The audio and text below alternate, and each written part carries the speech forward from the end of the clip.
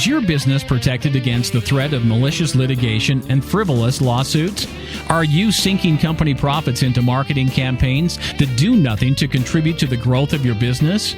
Bottled Business Sense provides practical business perspectives that uniquely emphasize both legal and media marketing strategies to protect and ensure the longevity of your business. Now, whether you're trying to provide a startup business with some level of stability or an established business with foolproof asset and estate protection, or simply attempting to get a better return for your business marketing dollars, Bill Bernard and Rick Moscoso will expose potential pitfalls to ensure the security and growth of your business, free from unwanted expense and the threat of litigation. You'll learn how to implement marketing and protection tools equal to those used by today's most successful corporations. Let's join Bill and Rick for today's Bottled Business Sense show. Well, good morning, everyone. Good morning, Bill. Good morning, Rick. Here for another edition of the Bottled Business Sense show in our studios here in Southern California. And good to have you back, everyone. Good to see you, Rick. How you doing? I'm doing great. Well, thank you for being here again, Bill. Today is Tuesday. We're here at 10 o'clock with our episode of the Bottled Business Sense show. Right. For the returning viewers out there or listeners, welcome back. If you're brand new to the show, welcome to this episode. For those of you who would love to send us feedback, and your feedback is always welcome to us because that's really how we shape the show, you can always send in to bottledbusinesssenseshow@gmail.com. If you're interested in being a guest on the Bottled Business Sense show, please send your information in. There is a form on the website at bottledbusinessense.com that you can submit to us, and we'd love to have you because you folks are the ones that help us make this show happen. That's right. We couldn't do what we do if you weren't out there listening and watching. So please do that. And we have two sites. Remember, folks, this is a simulcast, so you can go to our personal website and watch us as we're on live, and you can also go to another site to just get the audio if you want. And what are those two sites, Rick? Yeah, you can go to blogtalkradio.com and just search for Bottled Business Sense Show. And I think it's actually blogtalkradio.com/Bottled Business Sense Show. Yes, you're right. And then the other site is bottledbusinesssenseshow.com, and that's where the second site is where you can watch us. And you just tune in at 10 o'clock. You wait a few minutes for the little arrow to pop up where it becomes like a black screen, and you click on it, and the show rolls, and you can watch us live, or you can even go back and after it's recorded, you can go back and download it and listen to it whenever you want. Absolutely. You can also reach out to us on Facebook, Google Plus, and LinkedIn, as well as Twitter on BB Sense Show. So, with that being said, I am looking forward to today's episode here. It is titled "The Practical Business Entity Tips. Do You Keep Your Company Safe?" And That's this right. is more of a detailed episode from a previous show that we did a while ago, just talking about business entities. And now we're really going to hone in and talk a little bit more specifically about the components of those entities. And in point of fact, it actually is going to be somewhat different, Rick. And what I mean by that is that the earlier show that we did, I think one of our first shows, if not the first show, I can't recall now, but it was on business entities and the distinctions between business entities and why you need to, quote unquote, emphasize why you need an entity. This show really focuses on what you need to do once you have the entity, the things you need to do to make sure the entity stays in place, which is quite a bit different from the prior show. And it's an everyday or every year process that you need to keep up on. And rather than taking all of these entities, because we have a limited amount of time here, I chose an S corporation to be able to give the folks out there an understanding of what that entails. With an LLC, it's somewhat similar, but a little bit different. And I thought I'd use my own business as a model for that. I want to just say at the top, we're not giving out legal advice here. We have a disclaimer that you should read at the end of the show, but in a nutshell, it says that we are here to give you educational information. You have to adapt that to your personal situation, and I would urge you to see a lawyer to do that in the state that you reside, and to make sure that that everything complies with the law in that state. So, having said all of that, what I would like to do is show you, for our viewers, this is WFB Legal Consulting. You can see it's the corporate records. It comes in this. When you do a corporation with me, I package it up for you in this. This slides all the way in. It then comes out, and now you have your corporate records, and you can see WFB Legal Consulting Inc. on the side. And inside are a number of things that we're going to talk about today. The first one would be, of course, the Articles of Incorporation. And the Articles of Incorporation are essentially the constitution, if you will, of the company. And you can see, here's the Articles of Incorporation for my company, and it's basically a 2-page document, and inside it discusses what the business of WFB Legal Consulting is, who the registered agent is for service of process, what the shares are in the corporation, whatever shares you decide to pick. And then it basically says that the liability of the directors are protected from monetary damages to the full extent of law under California law, in this case, California, of course.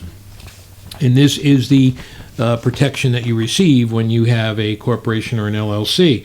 So those are the Articles of Incorporation. I might point out that while it is the constitution, so to speak, of your company, you can make it as generalized as you want. For example, mine says, the purpose of the corporation of WFB Legal Consulting Incorporated is to engage in any lawful act or activity for which a corporation may be organized under the general corporation law of California other than the banking business, the trust company business, or the practice of a profession permitted to be incorporated by California Corporations Code.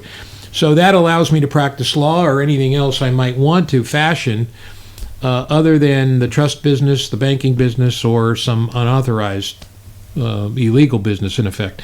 Okay. So I would urge people out there to, when they incorporate or form an LLC, to make it as generalized as you can, because then it allows you to expand. It doesn't mean you can't be very specific. You may want to form one entity for this, another entity for that, and that's fine too. And that's why someone like you would be very beneficial to help determine that. Exactly right. I can't stress enough how important that is. Once you have your corporation in place, for an S corporation, within the first 90 days of incorporation, you should have what's called your organizational meeting. That organizational meeting essentially confirms the Articles of Incorporation. It also allows you to confirm the bylaws, which we'll get to in a second. It also allows you to pick directors and, of course, nominate and pick officers. And that organizational meeting is extremely important because it satisfies the structure of your company. Because let's for example, when you file your Articles of Incorporation, you still need to have these meetings, yearly meetings, an annual meeting of directors in order to maintain this corporation. Doesn't mean you can't have more than one meeting per year, but you must have an annual meeting of the directors. Any other meetings that the directors have during the course of a year besides that one would be entitled a special meeting of directors. And typically for that, what's the typical agenda that you would? Well, the agenda is specific for the organizational meeting, and here are the minutes. Hopefully you can see this. Minutes are kept inside the book here, and there's a section in the book for bylaws, minutes, stock certificates, and your Articles of Organization or Articles of Incorporation, depending on whether it's a corporation or an LLC. Mm-hmm. Basically here, you elect the directors, you approve the nomination and the selection of directors, you approve the bylaws in your organizational meeting, you elect and approve the name of the officers, you adopt your corporate seal, which is at the beginning of this book, which is what you stamp your official documents with.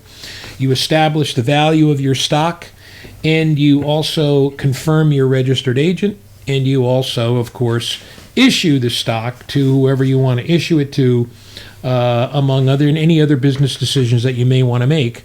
Otherwise, that organizational meeting will essentially cover the specifics that we're talking about here. That is the confirmation of the origination documents. So what if a individual is a company of one, right? And they create the entity. Who would be listed, or how would that work as far as listing the officers of the company? Well, you would select your directors, Yeah. okay, and there could be, if for example, let's take my corporation to be an example. There's me, that's it. So I would be the director of the corporation. Then you have to nominate at least 3 officers. So let's talk about that. We're a little bit ahead of ourselves, but that's fine. I like that. That makes it a little more interesting. The directors set the policy of the company. They're the ones that are going to say how the company is run from the point of the organizational meeting onward. Here's what we're going to do, folks. Here's what we're going to accomplish at our annual meeting and any other meetings we may want to call during the course of the year. The officers carry out the policy. So the director nominates at least 3 officers. So in my company, it would be president, secretary, and treasurer. The president is the policymaker. Not the policymaker, but the policy guy who carries out, the policies of the directors. So the directors are like Congress. They make the laws, right? Only they get along, unlike the current Congress we have. Point. And then the president is like who's an officer, and he can also be one of the directors. In my case, I'm one and the same. That president now carries out the policies or the laws that the directors put in place. The secretary goes ahead and keeps the minutes, and also keeps all of the organizational documents in place, and makes sure that the policies that are going to be carried out are documented.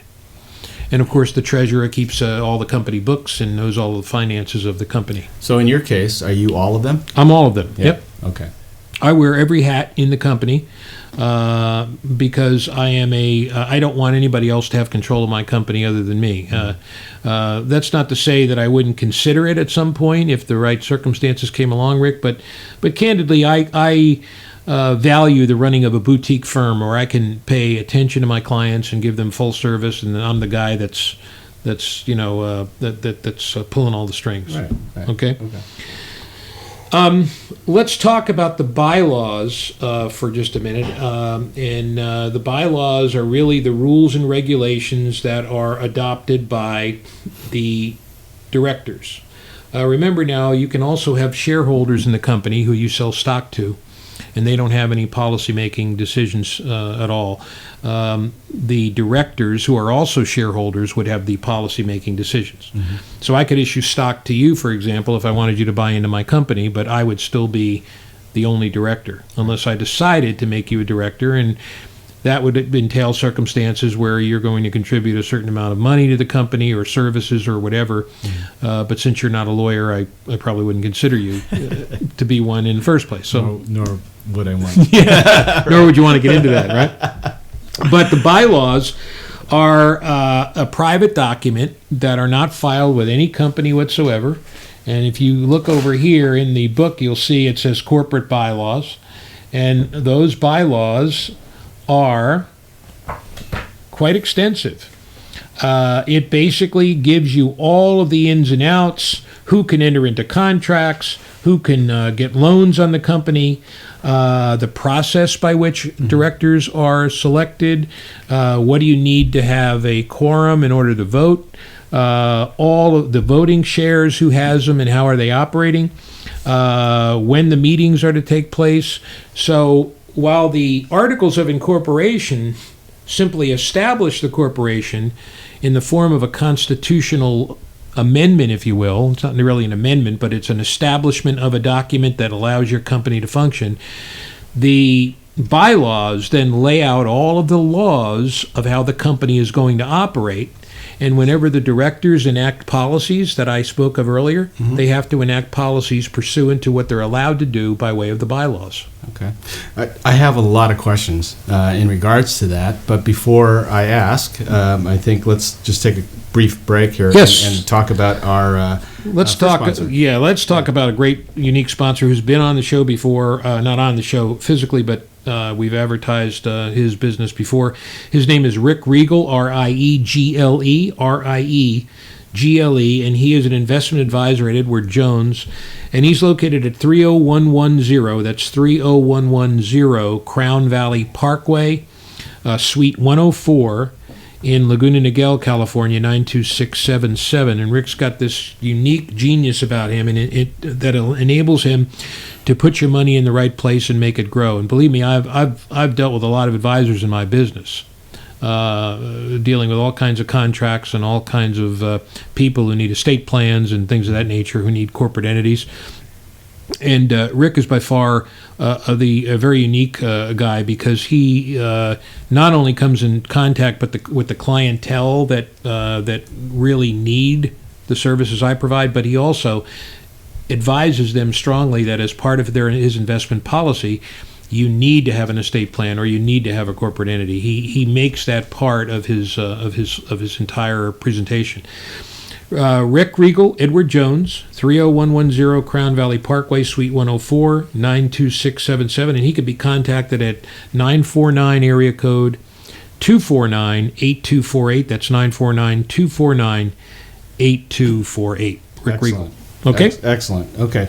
So we're talking about practical business entity tips to Right. keep your company safe. And Bill talked about the articles of incorporation. We're touching a little bit now on the bylaws, but I have a question in Sure. regards to some of these items that you've already listed, and that is, now you mentioned that the bylaws are not visible to the public. Those are not. It's a private document. You do not file the bylaws. You do file the articles of incorporation. Okay, and then so maybe I'm jumping ahead again, but make sure to help us understand what's actually all visible to the public when they're incorporating. The articles of incorporation would be visible every year, once a year, close to your anniversary date of the company's establishment. You need to file what's called a statement of information.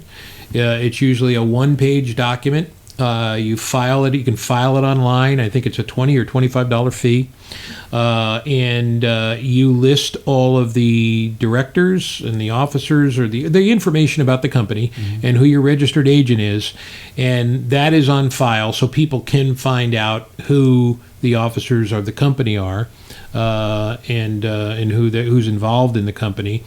And that, those are matters of public record, and that's fine. There's nothing wrong with that. But how the specific company is going to operate, I want to impress upon everybody listening that it's not really a matter of something secret or devious or some sort of process that's going on with the company that you shouldn't find out about. No, it's a contract on how the company operates, and that's personal and private concerning what each shareholder, let's take the obvious, what percentage of shares each shareholder might own, or what a director might own. Why would that be anyone's business? So it's a private document, much like a living trust. It does not get filed because it has to do with the operation of the company. It has nothing to do with who's running the company per se, because if you want to find out that information, you can go to the Secretary of State site. You can punch up the company name. You'll get information about the company, and then you can investigate from there who the officers and directors of the company are. Would there and could there be then a situation where the bylaws may be requested for review? That's an interesting question, because that actually just came up yesterday. A client of mine had that exact question because he's doing business with somebody who requested a copy. So here's what essentially I told my client. There is nothing that requires the bylaws to be examined by anybody you're doing business with. Nothing by law that requires that. However, let's take a living trust example, because it's a perfect analogy. When you have a living trust package, you have 10 to 12 different documents that I comprise of in your trust package. Other than the trust, you also have what's called a certification of trust. That certification has on it who the trustor and the trustees are, and it also has the signature pages for the trust. Why do you have it? It's a short document. You take it with you. It doesn't have any of the specifics of the trust in it. It's much like the Articles of Incorporation. You take it to a bank to open up an account or to some other facility to do business, and you want to establish whatever business you're doing, put it in the trust. They want to see this trust certification to know that you have a trust. That's all they're entitled to. However, many banks say, I want a copy of the trust for our legal department. And you say, I don't want to give that to you. The whole point of having a trust is it's private, it's personal. It's not a matter of anyone's attention. Now, while giving a bank the trust won't make it a matter of public record, it's still out there for other people to look at, and who knows what the bank could do with it down the line.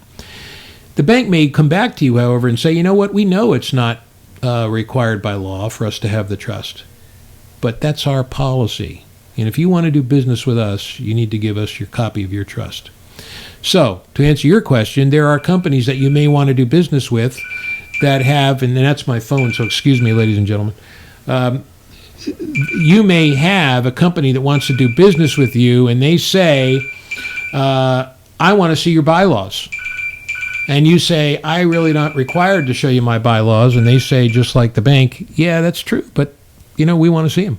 Yeah. So if you want to do business with us, we want to see your bylaws. So here's my thought on that. Other than what I've just explained, you have to weigh how bad you want to do business with a company like that should you run into a company that you want to do business with that requires that. Most times, it's a matter of principle. These bylaws are very straightforward, and yeah, they contain some personal information, but nothing that's so dramatic that it's going to reveal something devious. So are you saying that if a bank requests that, is it... You're going back to the trust example now. Well, yeah, that or the bylaws, just to do business with them, right? Sure. Because that happened to us when I was part of the this board that formed this nonprofit for the high school, and they requested to see our bylaws. Now, when we did send it to them, now is that still? Can they make that public if they choose Excuse to? Me. They shouldn't without your permission, unless they claim that by giving it to them, you're waiving your right to. Okay. But think about it. There wouldn't normally be a situation that I can think of off the top of my head where they would want to make it public. It's largely for their protection. They want to know who's doing what and who has the power to do what. Right. So they can address it should something happen down the line. Okay? All right. Let's talk a little bit about you mentioned the directors and officers, and we were talking about that a little bit earlier. The names and addresses of those, our officers and directors are filed with the state. And we talked about the responsibility of the president, the treasurer, and the secretary, remembering that they each have their functions in terms of carrying out the policy set by the directors. Also, we should talk briefly about what is the corporate liability situation. Remember that there's no personal liability for the officers or directors of the company, or the managers if you're an LLC, unless there are certain circumstances that occur. A couple of them which are obvious are if you don't keep your minutes, if you don't have your annual meetings, right? If you don't comply with the requirements that we've been discussing here today, someone could claim that this company is just a sham. It's really not a company because you don't keep the details you're supposed to, and so therefore they can pierce the veil and try to hold you personally liable for whatever they're suing you for. That's why it's so important to maintain these records, or to have a lawyer do it for you. And I'll be candid with you folks. Very candid. I can't tell you how many clients I currently have. I not only have my own book at home or in my office, but I have their books because I keep them. I tell them what's happening, when it's due, when we have to have our meetings, because it's work that not necessarily is overwhelming.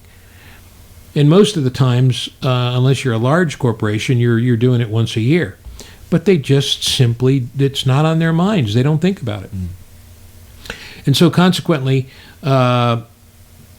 you should have a lawyer do it for you if you think you're not going to be doing these things timely. I had one client who failed to file the statement of information and got fined by the state. And all of a sudden, my phone rang and said, "I want you to do it from now on." And that was the match that lit the fire under him to make him realize that, this is something I thought I was going to be able to do, but I better have my attorney do it. How significant of a fine?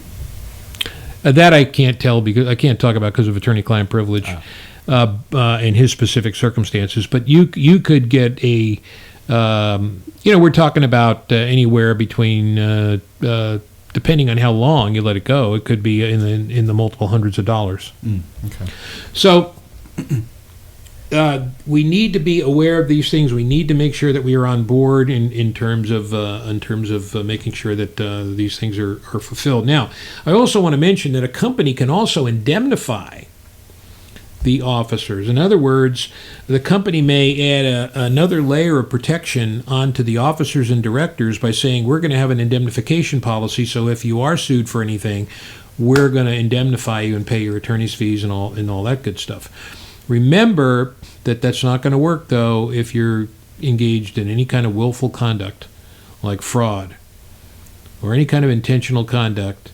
It's going to be or even sometimes gross negligence. In other words, gross negligence would be something where you knew better and maybe you didn't intend to do it, but you just threw up your arms and said, you know what, I don't give a damn. Right. Let the chips fall where they may. Right. I'll think about it tomorrow. Yeah. Like the gal on Gone with the Wind, right? Oh, I'll think about it tomorrow. Yeah. So you got to be aware of that. From a practical everyday operation standpoint, Rick, the directors appoint officers who can enter into contracts on behalf of the corporation. This is very important. If you're signing a contract on behalf of the corporation or the LLC, you never want to give a personal guarantee. You never want to sign it, Rick Moscoso, President, R2 Visual Studios, Incorporated, and then sign it Rick Moscoso. You want to sign it Rick Moscoso, President, R2 Visual Studios, Incorporated. That should all be in the caption. And that's it. Good point. Yeah. Remember, and we're going to do a recap here in a second. Remember that there are important fiduciary duties, extremely important, that the directors have toward the corporation. Here's the first one, the duty of care. That means that the directors must act prudently and responsibly with regard to all business they conduct on behalf of the corporation. This gets into a whole array of various things that can occur. But essentially that means that they can't be negligent. Because what happens? Remember that while directors and officers may be shielded from personal liability from the standpoint of outsiders suing them, it doesn't mean that your shareholders can't come back after you for breaching your own fiduciary duty to manage the corporation. So if you've got a corporation with a number of shareholders in it, they can come after you if you breach your fiduciary duty of care. And the second one would be your fiduciary duty to make sure you don't compete with the corporation. You have to carry out duties that make sure that you're not going to do something on the outside that competes with the business of that corporation. The only exception to that would be if there's a clause in the bylaws that allow you to do so. And that would have to be specifically asserted in the bylaws, addressed by the directors, and passed by the board. Right. Okay. Very good.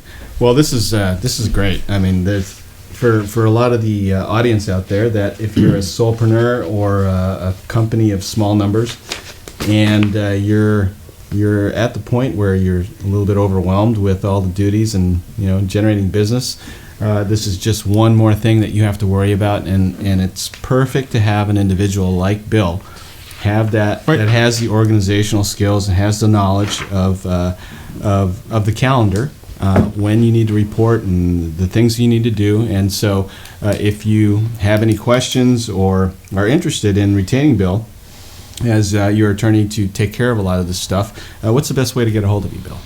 On the internet, you can contact me at wfblegalconsulting.com. You can contact me by email at bill@wfblegalconsulting.com, or you can contact me by phone at either of the two numbers I'm about to give you, one, and they're both 949 area code. One is 413-6535, and the other is 698-6222. And I pride myself on not charging for phone calls that are a half an hour or under. I also give people my direct cell phone number, which allows them to contact me directly without any middleman, and I think most of my clients appreciate that. Let's take a second to recap. I want to mention, Rick, before the recap, that you must have these annual meetings of the directors, and then you should have a meeting of the shareholders, unless there are no shareholders other than the director, which is in my case. You have the meeting one after the other. You have the meeting of the directors, a meeting of the shareholders. That can be done that way, and that basically is one time per year, an annual meeting. If you have any additional meetings, the directors call a special meeting if they want to conduct any other business and don't want to wait till the yearly meeting is noticed. And that brings up the fact that these meetings must be noticed. They must be mailed out and noticed to the directors for directors meetings and to the shareholders for shareholders meetings, unless a waiver is signed by a particular director or shareholder. And again, but that must be in writing and on file with the corporation in order for that waiver to be effective. So this the agenda and the content of the meeting, is that public record? No. That is not. No. Okay. Mm-mm. And so on our recap, what I want to be able to show you is you file your documentation, so you get your articles of incorporation. Again, we're talking about an S corp with an LLC. It's articles of organization. You then get your bylaws, and you make sure that you have your organizational meeting to affirm your bylaws. You affirm your bylaws and your articles of incorporation in your organizational meeting, at which time minutes are kept, and you keep minutes at each meeting. And then you have in the back